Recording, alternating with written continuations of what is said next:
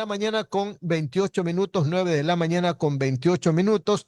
Vamos a entrevistar a continuación al doctor Wilson Tenorio, el presidente de la Federación Médica Ecuatoriana, para conocer el punto de vista de los médicos respecto al tema de la eutanasia. Como ustedes saben, ya autorizó la eutanasia a la Corte Constitucional después de un pedido que hiciera doña Paola Roldán, ¿verdad? Y ahora lo que se quiere saber, en el caso específico de los médicos, ¿cuál es el punto de vista de ustedes, doctor Wilson Tenorio? Buenos días.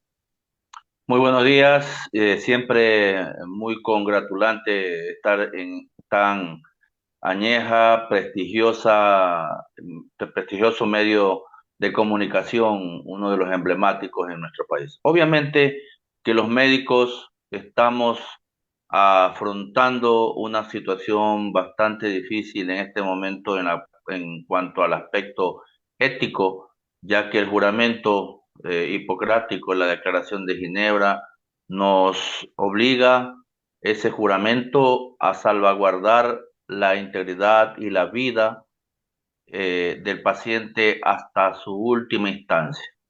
Entonces, el derecho a la vida es un derecho inalienable y obviamente quienes nos formamos para salvar vidas tenemos que ser fieles a estos principios fundamentales de las normas de la ética y deontología médica. Doctor, bajo el esquema de la objeción de conciencia del médico, ¿verdad? Que es un derecho de ustedes, ¿verdad? ¿Podría usted abstenerse de participar digamos, en la ejecución propiamente dicha de la eutanasia, ¿verdad? Obviamente, la eutanasia tiene que ser ahí hay un complemento fundamental que tiene que ser tomado en cuenta y ese es el aspecto ético en el cual pues tiene que considerarse que el derecho a la vida es fundamental y pero también la parte a morir con dignidad. Obviamente cesar ese sufrimiento terminal, terrible, catastrófico, y que obviamente obligaría, de acuerdo a lo que ha dicho la Corte Constitucional, a que tiene que ser el ministerio, la autoridad sanitaria, la que tiene que regular. Nosotros nos acogeremos constitucionalmente a la objeción de conciencia, pudiendo, dentro de ese ámbito de la institución en donde se vaya a desarrollar esta situación, que pueda hacer que otro colega profesional sí pueda ejecutar la acción una vez que se ha procedido a hacer el examen minucioso médico y psicológico y la condición auténtica, genuina en la que se encuentra, de sufrimiento, de padecimiento en que se encuentra dicha persona. Doctor Tenorio, ¿qué pasa en el momento en que un médico, haciendo el ejercicio de la objeción de conciencia, no quiere hacer la práctica de la eutanasia? ¿Qué va a pasar con el paciente? ¿Qué va a pasar con su derecho? Bueno, ahí hay una dicotomía jurídica.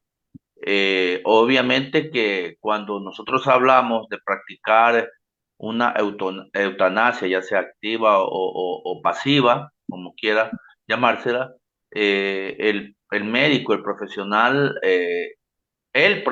porque de pronto puede ser un equipo de médicos que puedan practicar de acuerdo a la condición del paciente, obviamente, el que deba hacer uso de esta objeción de conciencia, pero al final otro profesional que quiera acatar las reglas, que quiera acatar y cumplir con el mandato jurídico, con lo que está reglamentado, obviamente nosotros tendríamos muy a nuestro pesar que cumplir de acuerdo a las normas de conformidad a la ley que ya están o estarían establecidas. Las 9 de la mañana, 33 minutos, 9 de la mañana, 33 minutos. Están ustedes en sintonía de Radio Atalaya y de su programa de opinión política Punto de Vista. Estamos dialogando con el doctor Wilson Tenorio, presidente de la Federación Médica Ecuatoriana. Más preguntas del ingeniero Andrés Mendoza Paladines. Ingeniero, adelante. Gracias, mi querido Alcides. Doctor Wilson Tenorio, muy amable por estar con nosotros y no solo que es siempre bienvenido, sino que aquí en el sistema de emisoras Atalaya, como usted bien dice, una radio con muchísima tradición, 80 años cumplimos este año, y también con permanente renovación para estar en la opinión de todos los ecuatorianos. En este caso, así como nos tocó hablar muchísimo, doctor, en la época del COVID, que fue tan tremenda y que no fue hace mucho, pero parece que hubiera sido hace bastante. Ahora, este asunto de la eutanasia, le quiero preguntar, ¿cómo vienen los instructivos? Porque ayer le preguntábamos a un médico, no era representante de ningún gremio, más bien de los grupos que se denominan Provida, quiteño, cirujano, intensivista, mejor dicho, intensivista, y nos decía que entiende que el Ministerio de Salud tendrá que enviarles cartillas y capacitaciones y explicaciones también en la parte legal sobre cómo funcionará este asunto, amén de que siempre va a haber la parte de la objeción de conciencia, ¿no? Tiene que definitivamente establecerse las reglas del juego. Obviamente que nadie se va a meter en camisa de 11 varas a practicar una eutanasia si todavía esto no está plenamente legislado y reglamentado. Tienen que establecerse todas las condiciones necesarias para que más luego, mañana o más tarde, no vayan a salir, obviamente, con que existan algún tipo de responsabilidad. Es por eso que la exhortación a la Autoridad Sanitaria Nacional para que legisle, reglamente a la verdad posible esto que, bueno, ya está en vigencia, está autorizado y que no vaya a repercutir con algún grado de responsabilidad en el profesional que lo vaya a practicar. Aparte de eso, es importante recordar el informe que, que tiene que existir previo a la realización de esta actividad, de esta acción, ¿ya? El consentimiento informado. El consentimiento informado, libre y voluntario que decida y que el paciente tenga hasta el último segundo la probabilidad y la opción de echarse para atrás, de decir no a este procedimiento. Esa objeción de conciencia, ¿ante quién eh, hay alguna cuestión que ustedes conozcan o estarán por conocer ante quién se la ejerce? ¿Cómo es el asunto? Porque puede venir unos pacientes y decir, no, yo quiero que sí, porque es mi derecho legal. Tiene que ser la objeción de conciencia del colega médico, tiene que ser debidamente informada a su inmediato superior, al jerárquico superior, que tendrá que dar a conocer esta actividad, esta decisión, perdón, y obviamente tramitar a otro profesional que esté en capacidad, que de acuerdo a los principios éticos y religiosos que podamos tener cada profesional médico, que no queramos practicar esto, obviamente trasladar esta responsabilidad a otro profesional que sí cumpla con esta situación, que siempre, vuelvo y repito, una vez que se hayan agotado todos los exámenes médicos, psicológicos, que es fundamental, porque hay gente que dice, me quiero morir, pero hay que evaluar psicológicamente al paciente y evaluar y valorar también la condición de estado terminal, de deterioro de este paciente, que evitar el sufrimiento a esa larga agonía a la cual está sometido y que obviamente lo conduzca a morir con la dignidad. Claro. Es muy entendible, es muy entendible.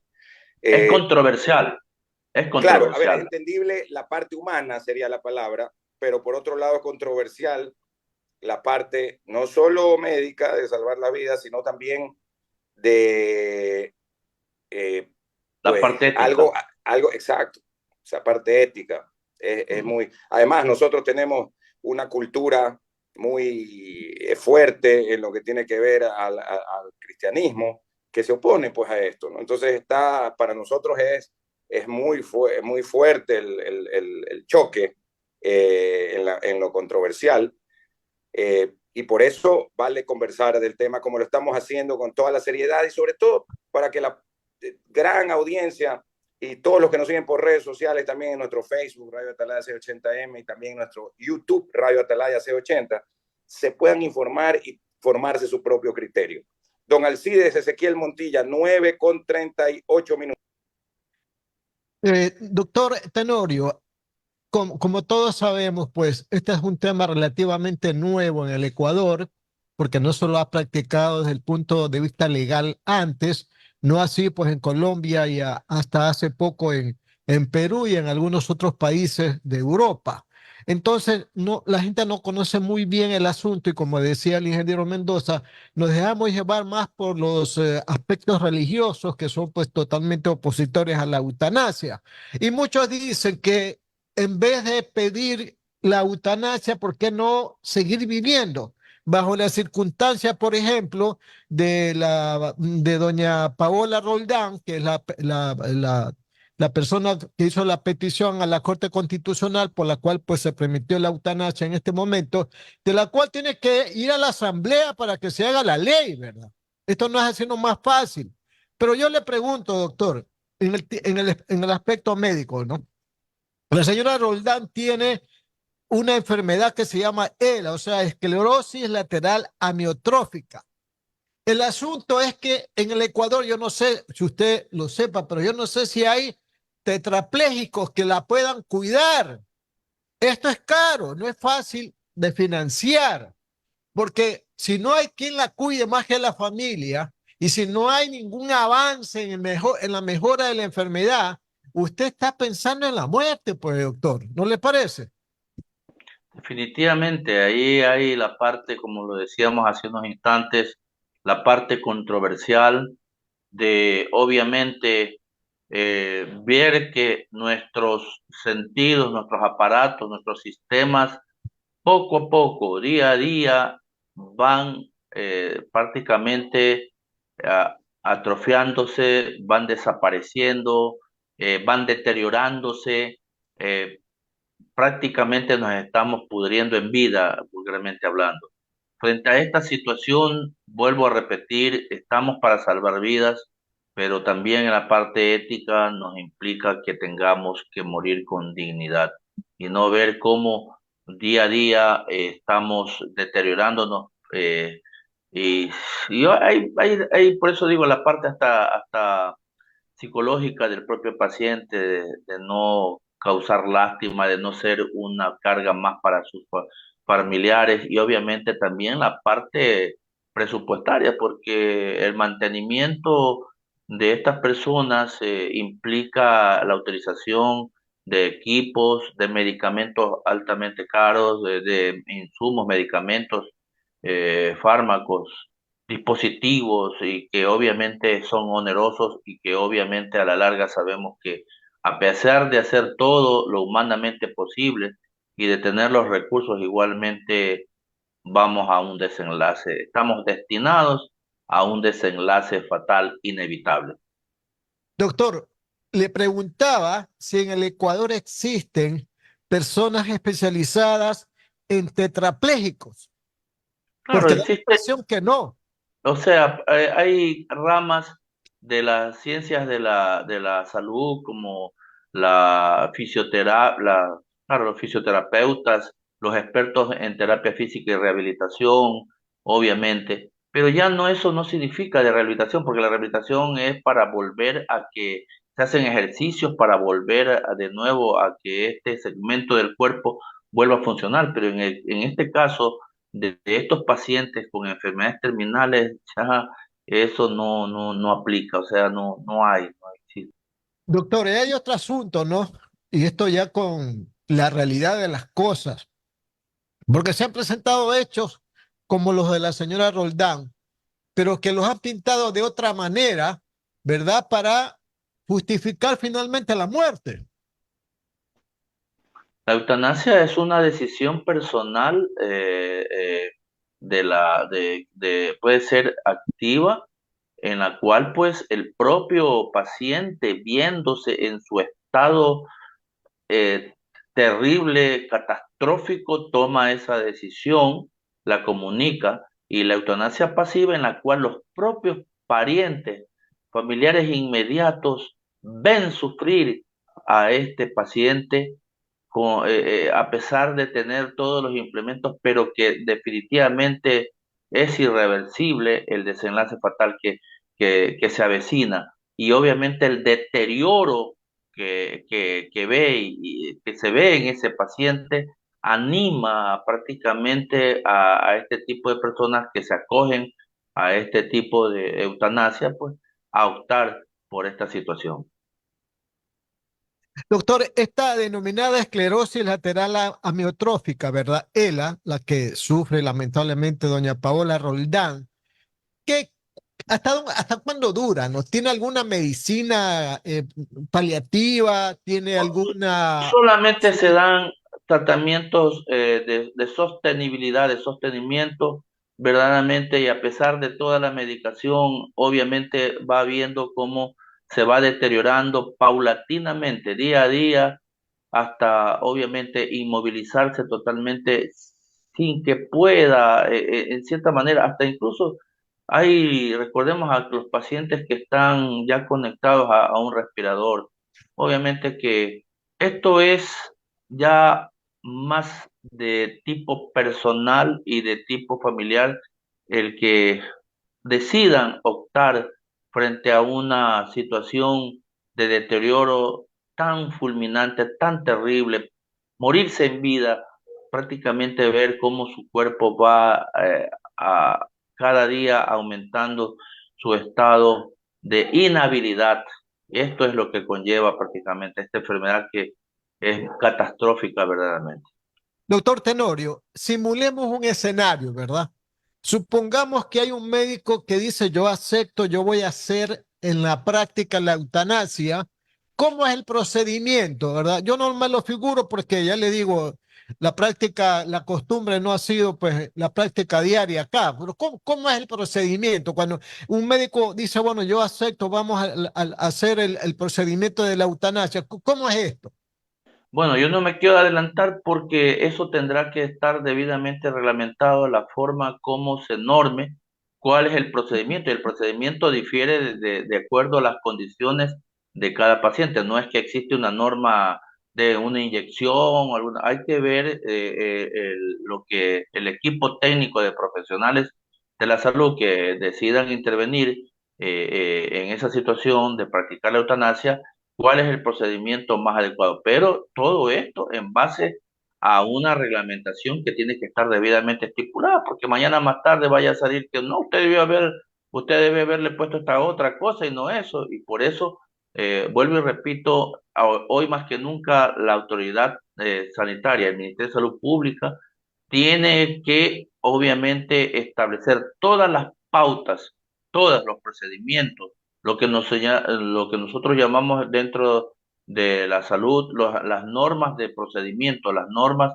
los protocolos tiene que establecerlo el ministerio, porque caso contrario, mañana más tarde, vuelvo y repito, vaya a establecerse algún grado o algún tipo de responsabilidad al profesional que en cumplimiento, muy a pesar de esta situación de carácter jurídico de practicar la eutanasia, tenga algún tipo de responsabilidad. Entonces, las condiciones, los reglamentos, las partes tienen que estar, las reglas del juego, esa es la palabra, tienen que estar debidamente claras para que no haya algún tipo de situación a posterior. El consentimiento informado, firmado, sellado, y también de de los familiares que autorizan este tipo de procedimientos. Y obviamente ahí se establece ya sea el médico propiamente dicho o algún equipo de profesionales que establezcan las condiciones de acuerdo a las normas protocolarias establecidas por el Ministerio de Salud Pública. Doctor, y el médico que vaya a practicar esto tiene que ser un especialista directamente vinculado con la enfermedad del paciente. Entiendo que tendrá que establecerse cuál es el médico que va a establecer este tipo, que se disponga a realizar la realización de este procedimiento. Obviamente, pues no, yo prácticamente no estaría en capacidad de poder ejercer esa situación. Una, por condiciones religiosas, éticas, no lo haría yo.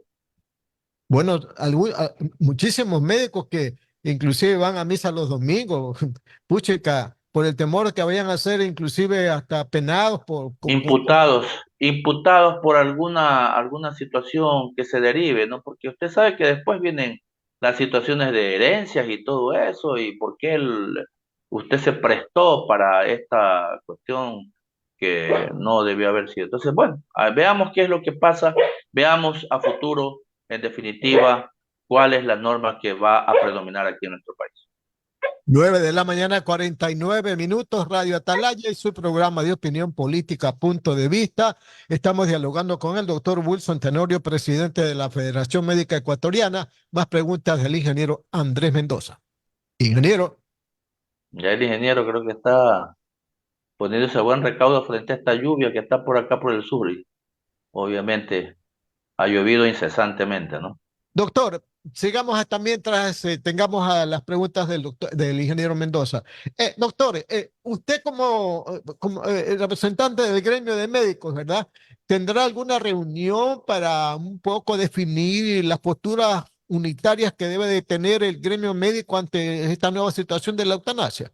Bueno, estamos convocando a lo que siempre nos sirvió como instrumento a lo largo y ancho de la pandemia, al comité de expertos de la Federación Médica Ecuatoriana. El comité de expertos está conformado por presidentes de sociedades científicas, exministros de salud, expertos en salud pública, en gerencia, epidemiólogos, expertos en varias ramas de la medicina y que obviamente con su experticia, valga la redundancia, contribuyen a dar directrices, a dar algún tipo de normativa, sugerir a las autoridades. Estamos convocando a este brazo anexo que tiene la Federación Médica Ecuatoriana para emitir un pronunciamiento y las recomendaciones del caso. Por lo pronto, pues también nos vamos a prestar a reunir en las próximas, después de este feriado, al Directorio Médico Nacional de la Federación Médica, no solamente para analizar esta situación de la eutanasia, sino también otros palpitantes problemas que se están suscitando en el país y en los cuales nos preocupa sobremanera. Uno de ellos, pues obviamente, la contaminación de alimentos con metales pesados, y lo cual, como hemos manifestado, si la narcoviolencia o la narcodelincuencia no nos da plomo, los sicarios sanitarios nos hacen consumir plomo. Entonces, esto es importante también, un tema palpitante a futuro que vamos a va a ser analizado por la Federación Médica Ecuatoriana y demandamos en todo caso una postura seria, muy responsable de asumir los retos de lograr encontrar soluciones. Eso es lo importante, no desgarrarnos las vestiduras, ni estar cuestionando de una manera, haciendo señalamientos, cuando tenemos que ser parte más bien de las soluciones para precautelar la salud individual y colectiva de los ecuatorianos. Una última inquietud, doctor Wilson Tenorio. Considerando que el tema de la eutanasia va a tener un impacto muy especial dentro de la población y la sociedad ecuatoriana, ¿verdad? Y más que nada en el momento en que ya empieza a aplicarse este procedimiento, ¿no cree usted que habría que sugerir pues al Ministerio de Salud, a los mismos gremios médicos, a los medios de comunicación, ¿verdad? Que hay una campaña de información para que la gente conozca realmente de qué se trata este tema de la eutanasia y el impacto no vaya a ser tan fuerte después de un poco empaparse de la situación, ¿verdad, doctor? Bueno, habrá que analizar. Yo le digo honestamente, yo dejo en manos del comité de expertos que tiene la última, de la Federación Médica que tiene la última palabra en esta cuestión, porque a veces promover este tipo de situaciones hay que ver en doble sentido, que es las consecuencias, los beneficios de iniciar una cuestión que antes estaba prácticamente soslayada, se la tenía como una última opción, sabíamos que existía, pero muy pocos se atrevían a proponer. Obviamente también el aspecto psicológico y psiquiátrico, hay muchas personas que dicen que ya quieren dejar de existir, se va a convertir en una ola de prácticamente al promover, al decir esta situación de que ya está vigente en el Ecuador, algunos recurran al suicidio asistido. Entonces, eso es lo que nos preocupa. Le digo, este tema es muy, muy controversial y yo quiero manifestarlo así con toda la magnitud de la prudencia en este tema y no es de hacer alaraca ni tampoco promoción, sino que, o nuevamente lo digo, con todo el mayor comedimiento y responsabilidad, tengamos mucha mesura en en la postura que vamos a adoptar a futuro. Ingeniero Andrés Mendoza, sus últimas preguntas, por favor. Gracias, Alcidito. Yo quería cambiar de tema fuera de lo de la eutanasia, preguntarle al doctor Tenorio, ¿qué ha habido con respecto a los tratamientos de enfermedades como la tuberculosis, que durante el gobierno de el expresidente Rafael Correa se centralizó y no se pueden vender los medicamentos en farmacias privadas, ni en distribuidoras privadas, ni en clínicas privadas, y solo lo puede hacer el Ministerio de Salud y a través de el instituto, creo que es el INSPI, porque ya no hay instituto de higiene, usted me lo podrá aclarar mejor.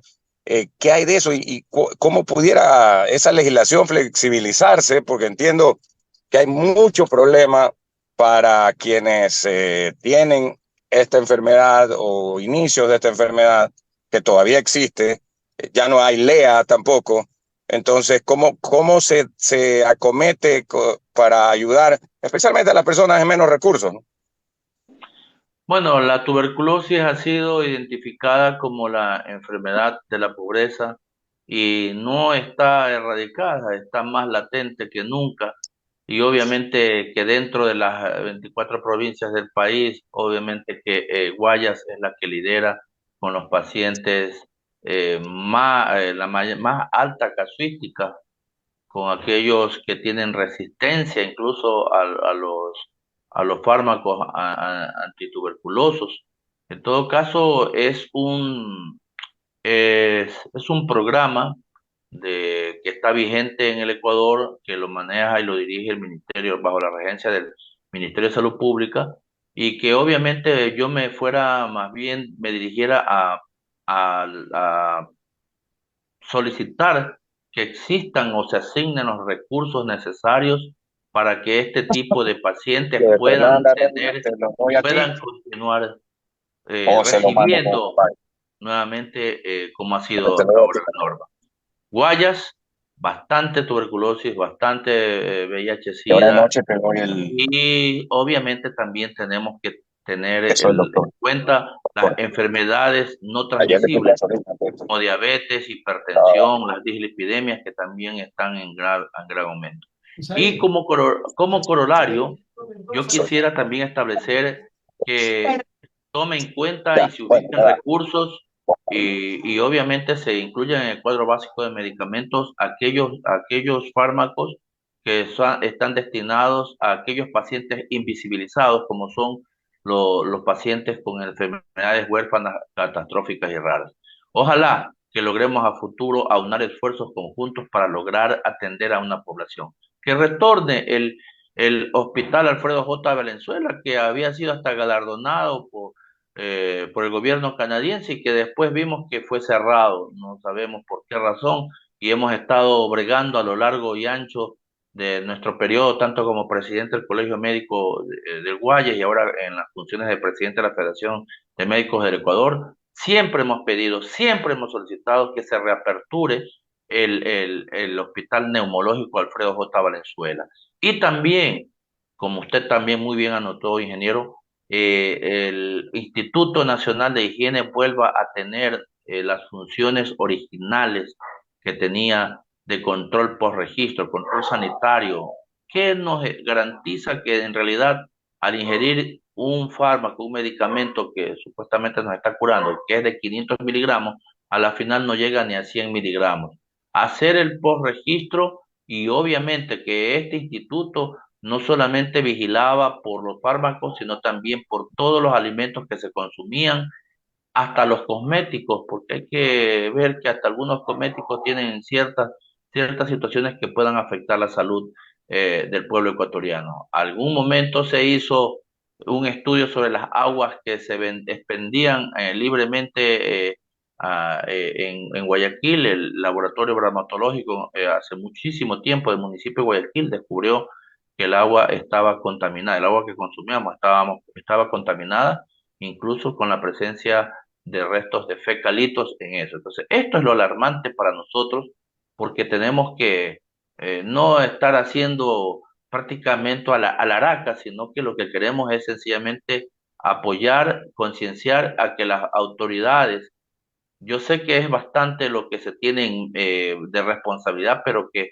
obviamente la autoridad sanitaria y las autoridades gubernamentales tenemos que saber o tienen que saber que son directamente responsables por sus acciones y también por sus omisiones. Entonces, aunemos esfuerzos conjuntos para apoyar a cambiar este modelo este modelo de sistema, el modelo de atención y el modelo de gestión, y que las consultas de los pacientes, porque la medicina no es estática, es dinámica, sean más ágiles, que aquel paciente que acude al primer nivel a ese centro de salud y que requiere la atención de un especialista sea agilitada.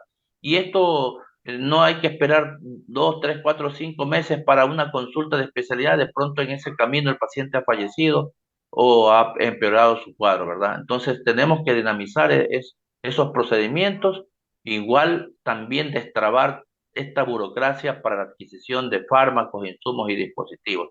Hoy nos despertamos con que para el 2024 está disminuido el presupuesto a la salud, ya habrá temas más adelante para conversar sobre eso, y que apenas un 11% está destinado para obras de infraestructura, para el mejoramiento, equipamiento de máquinas, de equipos para mejorar la calidad y la atención en el ministerio y en la seguridad social. Hay que tomar una decisión, eso es lo que hemos estado preconizando, una decisión para llegar a esa tan anhelada transformación que se nos prometió en el Nuevo Ecuador. Queremos llegar a esa transformación, vamos a extender la mano y vamos a aportar positivamente en todo cuanto se refiere y a sentarnos a dialogar para sacar adelante la salud de este país y llevarla hacia los más altos sitiales de desarrollo. Ingeniero. Muchísimas gracias al doctor Wilson Tenorio por estar con nosotros. Que tenga una muy buena tarde, un buen feriado de carnaval. Muy gentil, muchas gracias por la invitación. A las órdenes siempre.